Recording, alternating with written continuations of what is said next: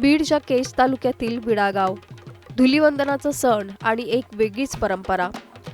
गेल्या 90 वर्षांपासून गावात एका जावयाला शोधून त्याची गाढवावरून मिरवणूक काढली जाते. ही परंपरा सुरू झाली ती गावातील ग्रामस्थ अनंतराव देशमुख यांच्या काळात. त्यांनी स्वतःच्या जावयाची गंमत म्हणून गाढवावरून मिरवणूक काढली आणि तेव्हापासून ते आत्तापर्यंत हा उपक्रम दरवर्षी सुरू आहे. या परंपरेसाठी गावातील तरुण 8 दिवस आधीपासून जावयाच्या शोधात असतात आणि एकदा जावई मिळाला की धुलीवंदनाच्या दिवशी मोठ्या जल्लोषात त्याची गदर्भ सवारी काढली जाते. ढोल ताशांच्या गजरात हास्यविरोधात ही मिरवणूक पार पडते. गावकरीही यात मोठ्या उत्साहाने सहभागी होतात. मिरवणुकीनंतर जावयाचा सत्कार केला जातो. कपडे आणि सोन्याची अंगठी देण्याची परंपरा आहे. मात्र यंदा सोन्याच्या वाढत्या दरांमुळे केवळ कपड्यांचा आहेर देण्यात येणार आहे.